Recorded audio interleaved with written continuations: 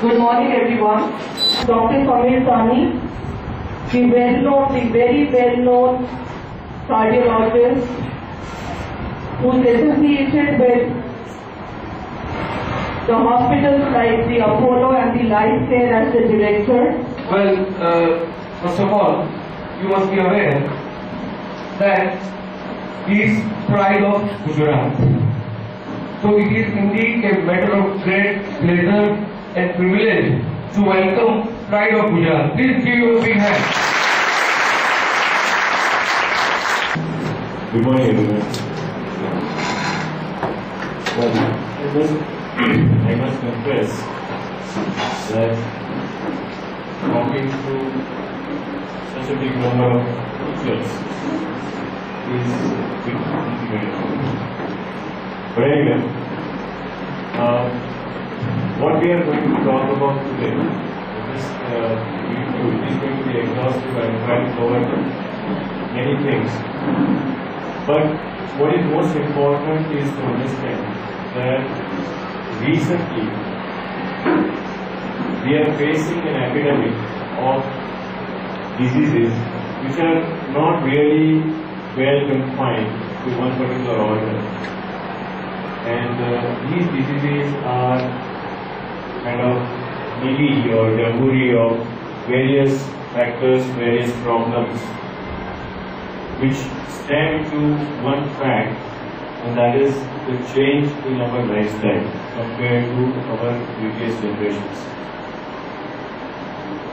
Modern medicine has done wonders as far as the health is concerned in certain areas. What has happened is, as a society in the countries, the average age has gone up compared to turn of the 20th century. Today, at the beginning of the 21st century, almost every country, not almost, every country, average lifespan of human being has gone up. Say, in 1910 or 1920s, in India, the average lifespan of an individual was somewhere in 30s. Because the average age was around 35. Now the average age of an Indian has gone to almost 60 plus. Average age of a Frenchman was at the turn of 20th century, around 1910, 1920, was around 50, 55. It has gone to 80. Average French woman lives to 83 or 84. Average lifespan. Japanese, who are supposed to live longer than most of the other communities or other countries, their average lifespan has also gone up. But if you see the longest living human being or the longest lifespan known to a human being till date has been same. That is unchanged. Nobody has lived longer than 180 or 120, whatever is the Guinness record. Nobody is. So in last 100, 200, 300 years, what is well-documented history of the humankind, well-documented history of medicine. Medicine has not been able to push the maximum lifespan. We have pushed the average lifespan by saving people who were dying early. But we are not able to push people who were already living in 80s or 90s. We are not giving them 10 or 20 years of extra life. We are not able. Science has not achieved that. And in the first time in the history of humankind, what is happening now is that current generation is living less than their previous generation. Predecessors. Mind you, there is a difference between two facts. Average lifespan has gone up of this generation compared to previous generation. But if you take a family, in the family, the current generation is not outliving their parents in a given family, which has never happened in the history of humankind. every generation for these many thousand years, what has happened is the son has always outlived his father. Son has always lived more than the father or mother. This time, it's not happening like this. The reasons are multiple. But if you tie it down to one fact, it is lifestyle which is probably the most responsible of all the factors. The number one cause of death in India. 9. Not India, worldwide.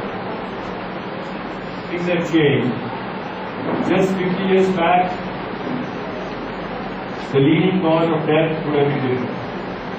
In India, it could be infections. Many countries, it could be wars. There are parts of Africa where war claims more lives than anything else. There are parts, certain countries where accidents are like number 2 or number 3 cause of death. Not any longer. Things have changed. No longer malaria or tuberculosis or plague is the school of human health. Everywhere it is cardiovascular disease. It was generated 50 years back to the fact that developing countries, the disease of developed countries, not true any longer. This is the disease of developing countries as much as developed countries, even more so, because developing countries contribute more to mortality and morbidity.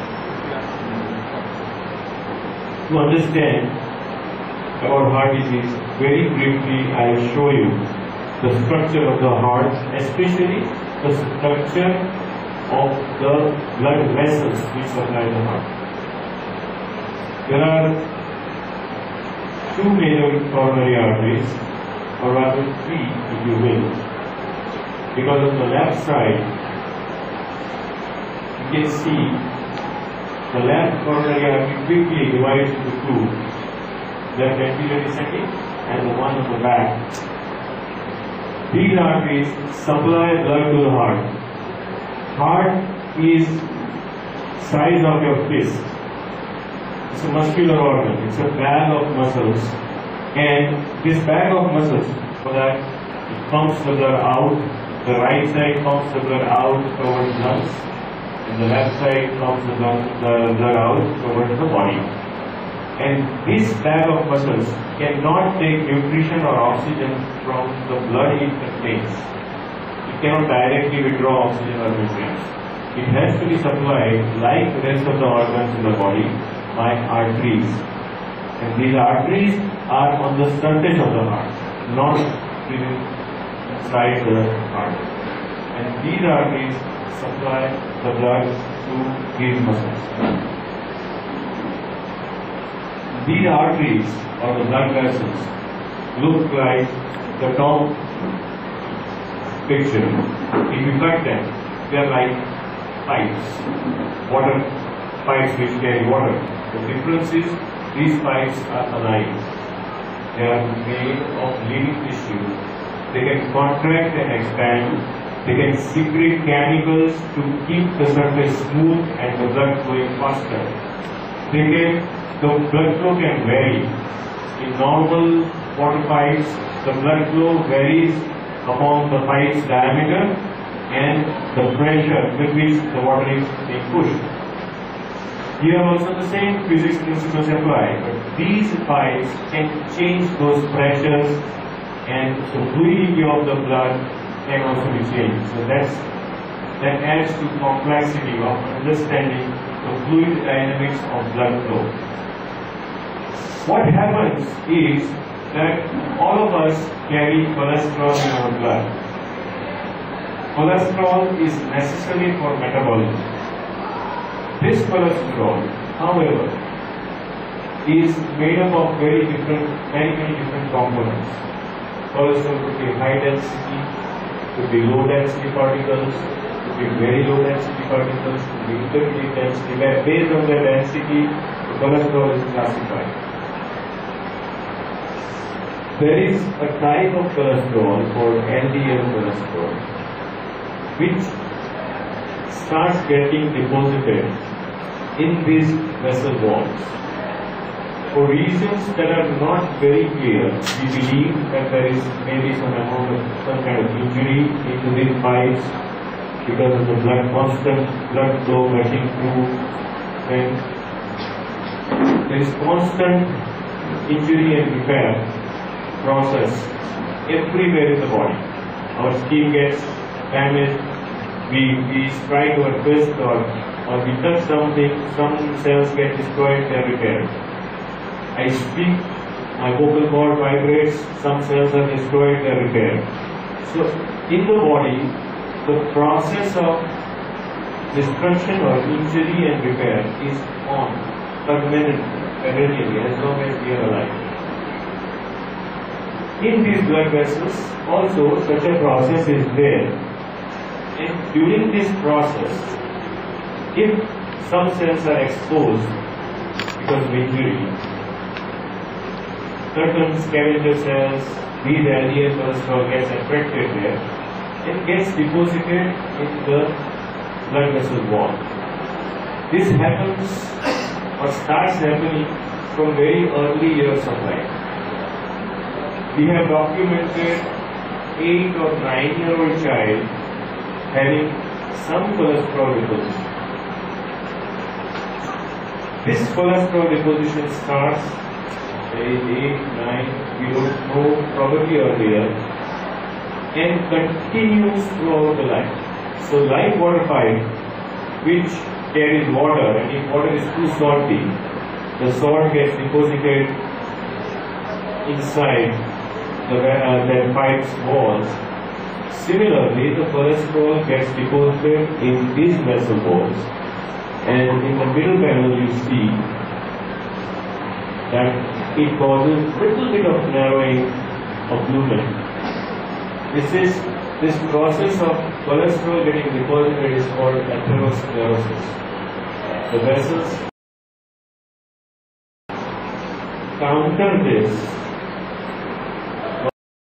Nature has given us much larger vessels than what we need. So even if these vessels get narrowed, you don't get really problem in the blood supply. But this process, though it happens in everyone, we understand certain things that it is in our hands partially to accelerate or decelerate this process. We can make it faster, we can make it slower. By, most importantly, our flex.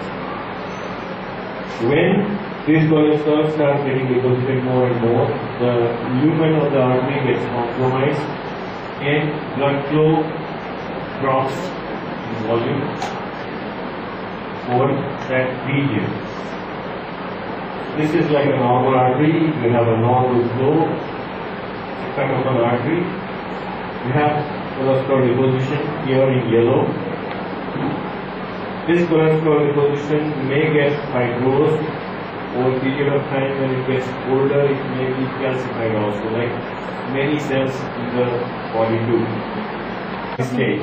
And then you get a little bit of chest pain or discomfort, or you maybe get out of breath. But when you are sitting or resting, then there is no problem. The thing is that until these arteries are 70% narrow in diameter, we don't experience any symptoms at all, because these arteries are made much larger than what we need. So until they are narrowed in diameter by 70% roughly, we don't get any symptoms even when we walk or when we run, because there is sufficient blood supply to the heart. When more than 70% narrowing occurs, then you start getting symptoms. These symptoms can be at exertional level depending upon individual. But heart attack doesn't come always that way. That the person had angina. On exertion is called angina. That's the word we use. It's a Greek word. This angina is not always there before the heart attack happens. What is heart attack? Heart attack is when this artery gets completely blocked. When it gets completely blocked, the blood supply to the distal organ where, or distal muscle where it is supplying stops, and that muscle, that part of the muscle dies. This is called myocardial infarction. Myocardial means myo is muscle, cardial is heart, heart muscle, infarction is death. So death of heart muscle, which is in common terminology heart attack. So MI or myocardial infarction is a medical term which we use. Heart attack is a common term used to describe the same fact. That happens when this blood supply gets cut off suddenly. But 50% or more than 50% of the people do not get any warning symptoms, do not get any anxiety. What happens is that these plaques, which are softer than and more fragile than the normal muscle wall, they may develop cracks or fissures in that because of the normal wear and tear. And when that happens, that cholesterol inside is exposed to blood, which attracts blood over there, and the blood forms a clot there. Minutes or sometimes seconds, the blood clot forms there, blocks the vessel, and the individual gets fissuring in the plaque, and the blood stagnates there, forms a clot. That's why an individual who was so well yesterday, was so well talking and climbing stairs and moving normally, just 1 hour back or few minutes back, gets crushing chest pain, develops heart attack. And sometimes 6 to 8% of the times drops dead. Out of every 100 heart attack, 6 people develop sudden cardiac death, sudden death. So that is the mechanism, and that's why it is so important to prevent heart attack. Medicine or science can never ever reach that stage that we can detect every 50% or 60% of blocks. The task is mammoth, remember. Maybe I'm wrong, maybe 10 years down the line things will happen. So many predictions have gone wrong. But the thing is, the task is mammoth. You have to identify every 50-60% block an individual is carrying, and then you have to identify which one is going to rupture, which one is going to cause heart attack, and then treat it effectively. It's mammoth. The best way to do it is to see to it that it doesn't develop. That would be the best. So this is how it happens. If there is a blockage, you have a blockage here in the square where the artery is supplying the blood, and then that area dies. Okay. If you talk about this kind of narrowing in the young people, especially this happens when it happens in young people, it causes a massive heart attack, and these younger people do not have any reserves. Why these heart attacks are so important for young people? Because of few things. Younger people do not have the reserve, because older you get, more likely that you have narrowed vessels, and the body slowly develops mechanisms to counter that. Younger people, since they have never experienced this, since it doesn't happen very slowly, they do not have the mechanisms to counteract these things. So when a young guy gets heart attack, it is most devastating. Many times, younger people are more likely to die in the first attack. Once they reach the hospital, they are more likely to survive also because they are young, their other systems are good. But first attack is very devastating. Moreover, it's a big loss to the family, big loss to the society, because in India we pride that why India is the country of future, why India is so important to the world, why we are so confident that India will make a lot of progress in the next 20 years, because compared to all other developed countries, India has maximum number of young people. India and China has very young population, and that is one of the reasons, apart from resources, apart from other things, why they are projected to do better in coming years. But if this young population is afflicted with something like this, that young population is not going to remain effective. So it's most important that if we are talking about progress, the society has to have younger people, more young people, and those young people should be healthy enough. So I will move this forward. I'll just give you a brief idea that these few slides talk about young coronary artery disease or young people having narrowed coronary arteries in their even teenage because of various factors. And studies after studies have shown that younger age groups is to eat fat, he is allowed to eat everything, no problem. When you are 30, when you are 40, then start taking care of yourself. When you are 30, when you are 40, you don't take care of yourself because you are earning for the family, you are breadwinner for the family, so you want to work harder, you want to get... This is a very famous sentence written in 1950s by one of the pathologists who examined a lot of hearts and says that the atherosclerosis, the narrowing of the coronary artery, is a song sung in the cradle, ends in the grave. This was by William Boyd, who was a very famous pathologist, and this he wrote in 1950s. Nobody really understood the gravity of this particular sentence until now. Burden of young heart attacks in India is higher than almost any country in the world. I can tell you, in 1995, I was a young cardiologist. I had just passed my cardiology fellowship in 93, and I went to France. I was doing interventions, I was doing angiographies, and I was in the lab one day. It was like, I tell you, it was first or second day, and I picked up the file and I saw the birth date, because they don't write age, they write only the birth date. So the birth date was something like 10th January 1901. That was a 94-year-old guy on whom I was doing angiography. I said, why is he here? I mean, why do we need to do angiography in him? So the technician told me, just go and have a look at him. And that 94-year-old was talking to me about the importance of being independent. He was living alone. He wanted to be up and about. He didn't want to suffer from angina, and that's why he was getting angiography done on the hospital. I was struck and impressed by the thinking and the fact that 94-year-olds are also fit and live alone in a society. And after a month or so, I got used to this idea of 80-year-olds and 90-year-olds getting angiography done. And then I was studying for a case.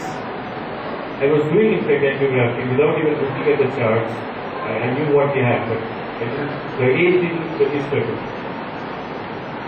And then I saw outside this glass panel in the control room, 8-10 of the staff gathering around to watch what is happening, what is there in angiography. I went out and I said, what is so interesting about this particular patient? They said he's 40. I said, so what? He said, how many 40-year-olds we have seen undergoing angiography having blocks? I said, oh, plenty. I see them once in 10 days, once a week. He said, how many months you have been here? I said, 2 months. How many 40-year-olds did you see here? Those person. They say it happens here once in 2-3 months or 6 months. In India, I used to see 95, one patient a week or every 10 days, 40-year-old or less. You see this, these are figures from WHO. In these various regions of India, it is 12 to 25%. Unfortunately, in India, the studies and the statistics are not very accurate. They vary widely because the studies are not done effectively because we do not have that kind of data capturing systems. But 12 to 25% as compared to the West, 2 to 5%. 5 to 10 times higher heart attacks in the young.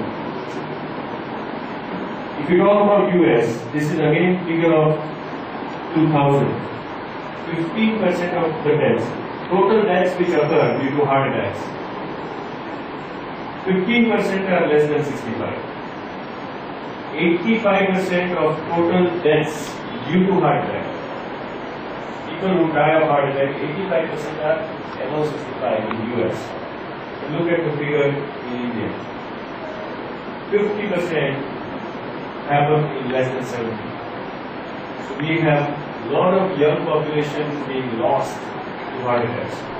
That's why it's so important to talk about heart attacks in India. Many reasons for that. We believe that Indians have somewhat bad genes. For an Indian my size, cholesterol of 210 is not okay. Someone who is having same blood pressure, same sugar levels, same biochemistry, same physics, same kind of lifestyle, 210 cholesterol for an Indian is higher than 210 cholesterol for American, because it seems that cholesterol poses more risk in Indians. So at any given cholesterol level, the risk is higher. We have some other risk factors which Americans do not have, like we have low HDL, high density lipoproteins or high density cholesterol is somewhat lower in Indians, which in Americans or in Westerners is little higher. So there are factors like that. There are many other factors. One major factor for heart attack is physical inactivity. Many times I hear that he is slim, he is high cholesterol. Many individuals I ask, do you exercise? What is the level of activity in the day? They hardly walk total of a kilometer. It's a desk job. It's a job where you move from one office to another in a building, come home in a vehicle, and that's it. Physical inactivity. See, previously we used to recognize, like 10-20 years back, we recognized the benefits of exercise probably earlier. For 50 years medicine, or maybe 100 years medicine, if you see, benefits of exercises are there. Everyone talks about benefits of exercise. What we do not understand is that exercise gives you benefit. We take it for granted that not doing exercise doesn't give us benefit, no problem. No, not doing exercise doesn't give you benefit, it gives you more risk. If you are not doing exercise and you are not obese, and if you are obese and you are doing exercise, probably you are more protected. So, many obese people, there was one beautiful study where they showed that obese people where they divided them into two groups. Obese people who did same level of exercise and lost weight. And there were obese people who did the same amount of exercise but somehow did not lose weight. Though they were given the similar diets, it was not that those people were eating more fat. The heart risk in both the groups, you would expect that those people who lost weight benefited more. Risk was same. Both the groups benefited same. Doing exercise is so overpowering and over all other ill effects that people who did not lose weight still benefited almost as much as people who exercised and lost weight. So doing exercise conferred protection against even obesity, though they did not lose weight. It's so encouraging, and still I have every week I have people who say they quit exercise. I see in daily life every day people quitting gym, giving it a try for 6 months. Exercise didn't work. I didn't lose my weight, so I gave it up. So that is one very important thing which we have understood, that physical inactivity is a risk factor. Another concept or what we have understood is abdominal obesity. Many times we say that he is not overweight. His weight is he is 5'10" and his weight is 75. He's okay. He's not fat. 70-75 kg, 5'10", male, but he has a nice little round paunch. Abdominal obesity is worse than any other fat in the body. When fat gets deposited to abdomen, the fat gets deposited inside the abdomen. This is called visceral fat. It is not the skin fat. This visceral fat, which is on your inside organs, on your intestines, on your liver, on your other organs, inside the abdomen, this layer of fat is not just innocuous fat, it also secretes a lot of hormones and a lot of chemicals. And these chemicals are bad for heart. So, obesity which is on the hips is still okay compared to obesity on the tummy. And that's why we generally divide obesity now into two main shapes: apple-shaped obesity and pear-shaped obesity. People who are wider at hips compared to the abdomen are still little better off. People who have bigger abdomen and narrower hips are not so okay. That is why women are protected from obesity a little more than men, because women tend to accumulate fat around hips, men tend to accumulate fat around the abdomen. And that's very important to measure the abdominal girth. Abdominal girth is one of the most important markers for heart disease. We believe in India, these are Western numbers. In India, we believe 36 inch it should be for men, 34 for women. Another new risk factor is environmental pollution. I want to draw your attention to facts that we in India, we may have bad genes, but we are more exposed to environmental than most other Western countries, or almost every Western country, I would say.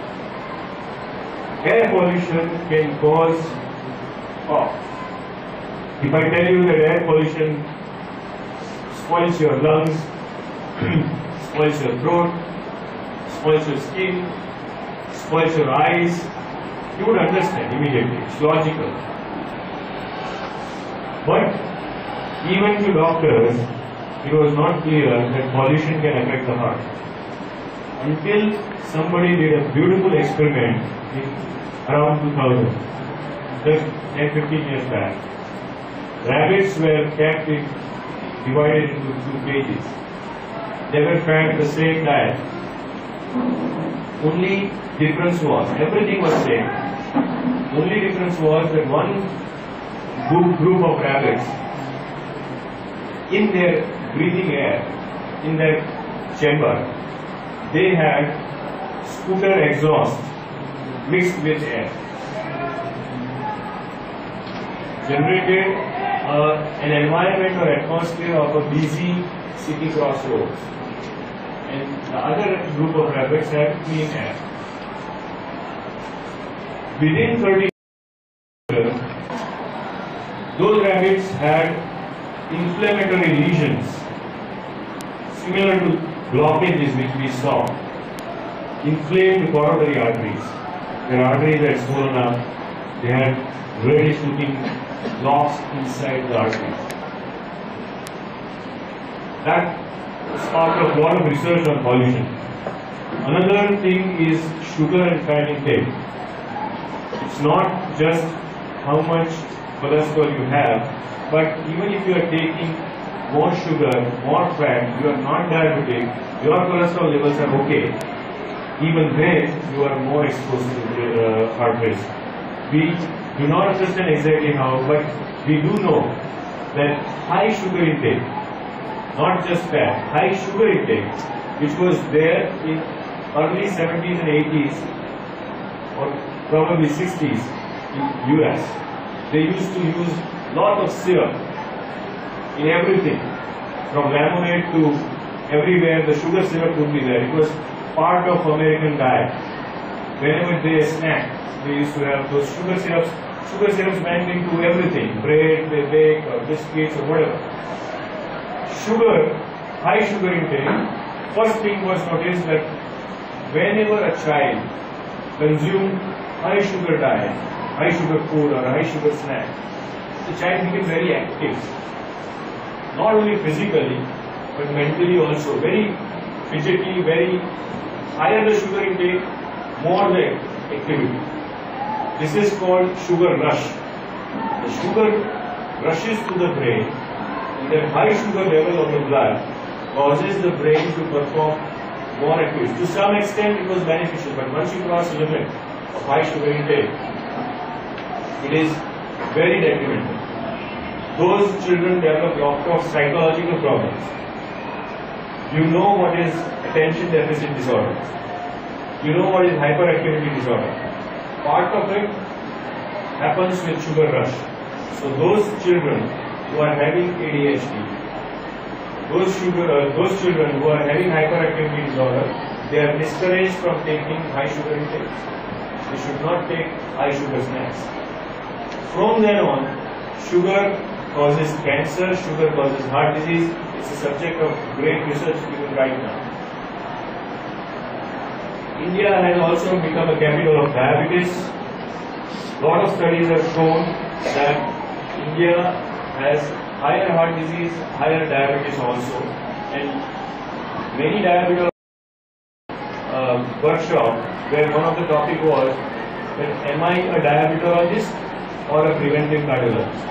Because diabetes and heart are so closely linked. How do we counter all this? We previously used to divide prevention into three things: primary prevention, secondary prevention, and tertiary. Primary prevention means you treat the risk factors to prevent the development of heart disease. If somebody is smoking, he should quit. If somebody is obese, he should lose weight. If somebody is inactive, he should exercise. If somebody is having high cholesterol, treat that. If somebody is having high sugar, treat that. That is primary prevention. Secondary prevention means he has developed heart disease. Now he has heart attack. You have to treat the heart attack and then prevent further heart attacks. That is secondary prevention. What is tertiary prevention? He had a heart attacks 2-3 times. His heart is now not working very well. So he has to be rehabilitated. Now you have complications of heart attacks. Not only heart attack. You have complications, and now you want to prevent further complications. So that is tertiary prevention. But what we understand now is primordial prevention. If you prevent the risk factors, that is most effective. You have, once you start smoking, it takes 5 years to get the smoking's effects on heart out of your body. To understand it better, if a person has been smoking for 10 years, he has smoking affecting his body, effect on his heart, effect on his other blood vessels. He stops smoking. His risk of developing heart attack, since he was smoking for 10 years, is higher than normal person. Once he stops smoking, that risk starts going down. To reach for that risk to reach the same level as a normal person, it takes 5 years. In other words, it takes 5 years to get the effects of smoking out of your body. 5 years. It doesn't mean that you stop smoking so you are immune now and you can't get a heart attack in next year. It takes 5 years to drop down to the normal level. So, once you have smoked, stopping smoking is a good thing, but it is better to have someone who has never smoked. It is good to treat diabetes and prevent heart disease. It is good to treat obesity and slim down. but it is even better not to become obese at all. So you have to develop and inculcate that kind of lifestyle in the society that you do not, our society doesn't develop those aspects. And that is probably the key. If you have a society where a good lifestyle is revered, where everybody thinks that good life for children will go not for healthy things. They will go for things which appeal to them. And what appeals to them? The peer pressure. What is fashionable? And what is fashionable? That's what we have to decide. That having healthy lifestyle is more fashionable, then children will go for it. No amount of understanding, of cajoling, of explaining, of insisting or showing things how to work, it will not help as much as what would work if you show that good lifestyle is something fashionable. Heart Association, every society has come out with children now at the core. So you have to target children who develop good lifestyle, who adore good lifestyle, who like healthy lifestyle. Then only they will impart the same thing to their peers, their next generations, and then only the society can become healthy. So prevention is a pediatric problem. That is what we believe now. How do we modify these risk factors? You can give drugs or lifestyle. Lifestyle is what?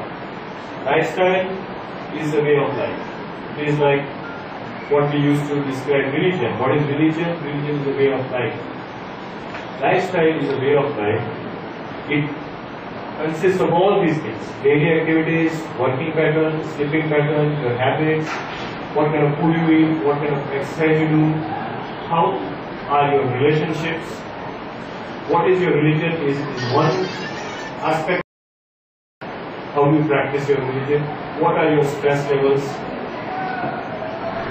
And what is your attitude to all this? This is what is lifestyle. I'll go quickly about food, exercise and mental relaxation. These three things are of lifestyle. And for prevention, I'll go quickly over that. We have a lot of evidence that a good food, a good diet helps prevent heart disease. In Mediterranean region, where they eat a lot of green vegetables, a lot of fish, a lot of fruits, very healthy diet, they have very little heart disease. Though Greeks are traditionally, culturally obese, they have less heart problems until they, what they call themselves, are westernized. So that is a lot of evidence. We had evidence from Eskimos. Eskimos almost didn't have heart attacks at all. No heart disease, no heart disease. No Eskimos died of heart attacks. They died of a lot of. One of the reasons we found out was that they ate a lot of fresh fish, and they had a lot of omega-3 fatty acids, which contribute to their health. But it is never one factor. We found it out hard way. When I was studying, fish oil was the hottest topic. In 1990s, fish oil was the thing to study. What kind of fish you eat to remain healthy? It's never one factor. They found out what fish Eskimos were eating. They found out what chemical was responsible for all these beneficial effects. They 6 fatty acids, polyunsaturated fatty acids. What words you see now every day in ads, FUFA and MUFA, polyunsaturated fatty acids, monounsaturated fatty acids, all discovered in 1990 because of the Eskimos. But when we did the study, when we gave those FUFA and MUFA to a group of people who were living elsewhere, fed them a lot of FUFA and MUFA, nothing happened. No change in the RT. Why? Because it is lifestyle as a whole which is important. It is not just one thing which you change and you get a miracle. one thing works. Antioxidants are good. I'm not running them down. Antioxidants are very good. What is antioxidant? Antioxidants are the food types which release certain chemicals which prevent oxidation of LDL cholesterol. Oxidation of LDL cholesterol, that is why they are called antioxidants. Oxidation of LDL cholesterol, low density cholesterol, if you remember, I told you that LDL cholesterol gets deposited in the blood vessel. And when that LDL gets deposited, that LDL which is most likely to get deposited is oxidized LDL. So if you do not have that much oxidized LDL, the LDL will not get deposited, and that's why we believe that antioxidants are very useful. Antioxidants are useful, but not just antioxidants and nothing else. It has to be everything. So antioxidants come in our way through diet, through food which is rich in natural colors. Everything in the world which is eatable, which has natural colors, has antioxidants. This is a thumb rule. Green capsicum, yellow capsicum, red tomatoes, cherries, fruits, all colored vegetables, they all have very good amount of antioxidants. What about the nuts? Almonds and walnuts are considered a lot of high calorie food, but they are typically heart friendly. Walnuts, almonds, pistachios, they increase HDL, high density cholesterol, which is good for heart. Because high density cholesterol's job is to take LDL, deposit it in liver. So it doesn't allow the LDL to get deposited anywhere else. It takes all bad cholesterol and gets it metabolized. So HDL, if you can increase, it is better. So nuts are good, and studies after studies have shown that. The only caution is nuts have a lot of calories, so it should not increase your weight. Dairy consumption and heart disease, we believe that milk is very good. Not so. No way milk can compete with any of the healthy foods. Whether you take milk in your diet or not, it doesn't matter. What are good fats and bad fats? Monounsaturated fats are good. As I told you, olive oil, canola oil, nuts, omega-3 fatty acids from fish. Bad fats are saturated fats, red meat, cheese, butter. Trans fatty acids are the worst fats. We realized that in, say, 20 years back, in US, trans fatty acids are almost banned. At least you have to mention on every food packet what is the trans fat inside. We do not have that rules strictly applicable still. What is trans fat? I'll come to that later, but let me brief you very quickly. The trans fat is used as a way of frying things or preparing a food. Why trans fat is used? Because when you prepare food in trans fat, that food doesn't get stale very easily. It retains its flavor. It remains fresh for a longer time.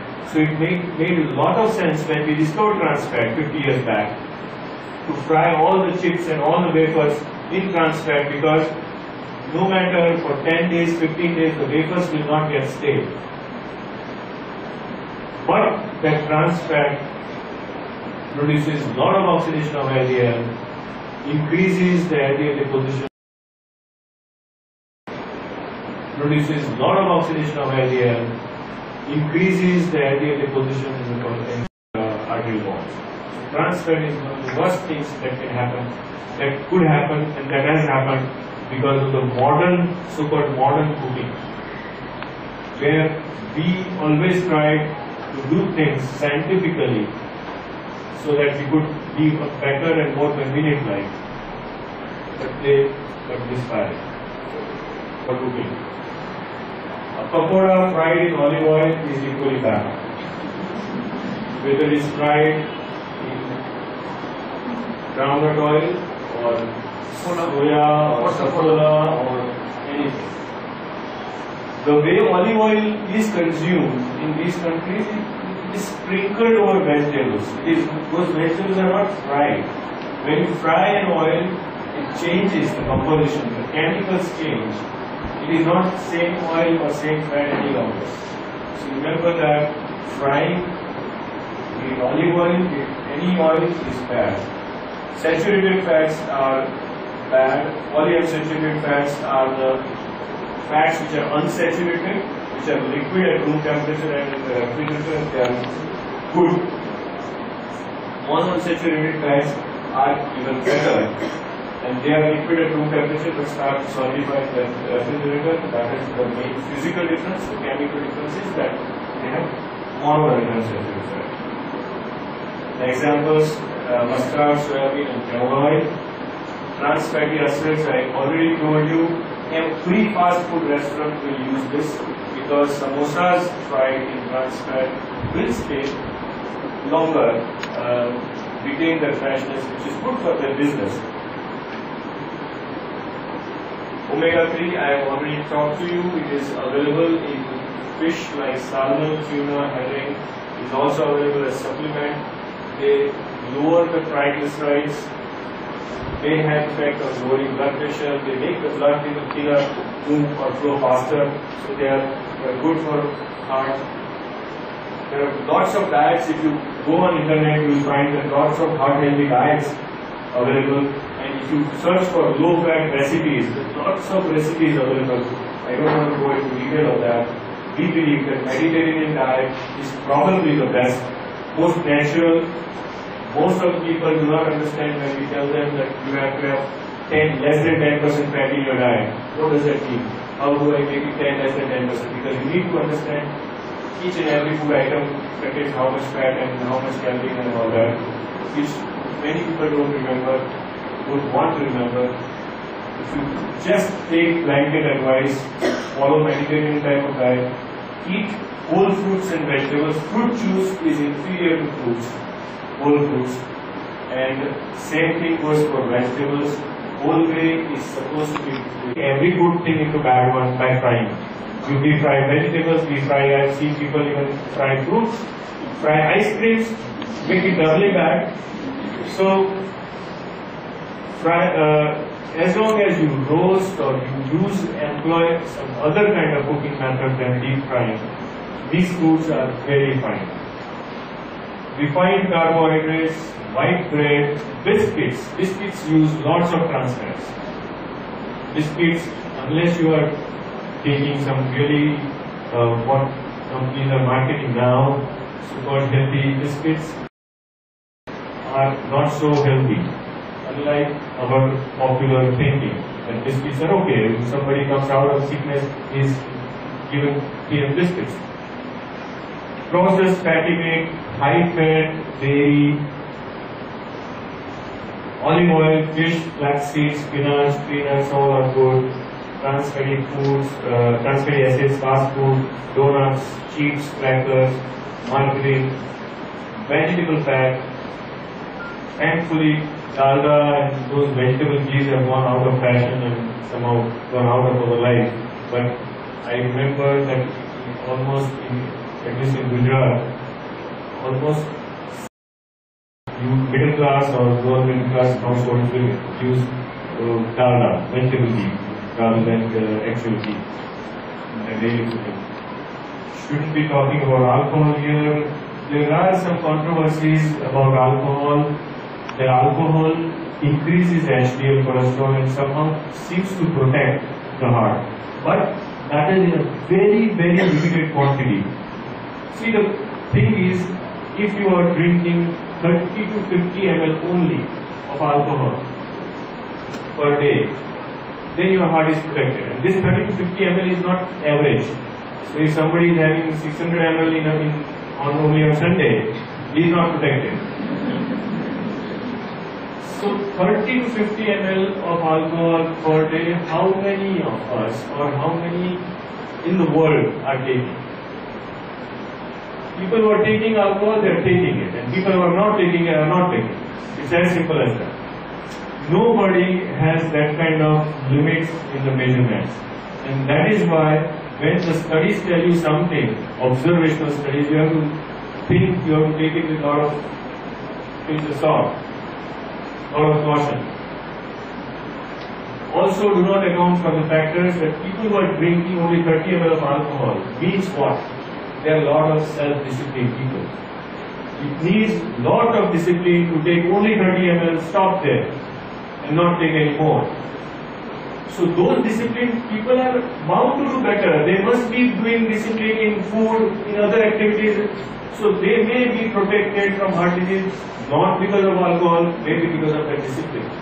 So when you talk about all these studies, it is very difficult to give recommendations. As doctors, we tell our patients, okay, if you are taking alcohol, 30 ml per day, that's it, or 50 ml max, that's it. If you are not taking it, don't start. No way it is going to protect. And it's more likely that maybe you will not die of heart attack, but you will die of cirrhosis. So what then you would prefer? Okay. So right now the recommendation is a lot of vegetables, a lot of fruits, and exercise. Wine 150 ml per day, again same as alcohol. Fruit and vegetables portions, I want to draw your attention to that fact. That recommended is around 400 grams per day. Dark chocolate, some studies have found, dark chocolate, chocolate without sugar, chocolate with more than 65% cacao. That chocolate, not the milk chocolate, not the routine chocolate. Dark chocolate, Not very good. not very good. Not very good. Silver is dangerous. More than 60-65% cacao, that chocolate is healthy. Almonds, garlic. I just gone through some FAQs, frequently asked questions. Which of these fats raise your LDL? You know now. I don't think anybody needs to even ask. It's very clear. Saturated fats and trans fats. Which of these fats can increase your risk of heart disease? Trans fats and saturated fats. Which of these are partially hydrogenated oils closely related to? Partially hydrogenated oils means those vegetable oils. Partially hydrogenated oils means trans fats. Which food items typically contain high amounts of saturated fats? Yes. Which food items typically contain high amounts of trans fats? This is a little bit of googling. That's right. French fry cookies. Most of the people believe that ice cream, butter, cheese and ghee is worse. This is worse. What is trans fat? I have told you that where you hydrogenate the fat, make it more solid so that the food retains the freshness. I told you why people use trans fats. If a food packet, even in America, in India, says 0 gram trans fat, does it mean that it is 0 trans fat? It means it is less than 0.5 grams per serving. If a food package says cholesterol free, kurkure, does it mean that it is healthy?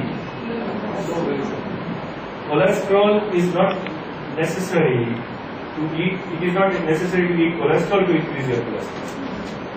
You just need to eat any type of diet.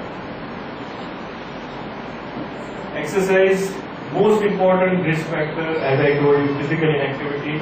Exercise is very, very, very important. Do we get enough physical activities from our daily activities?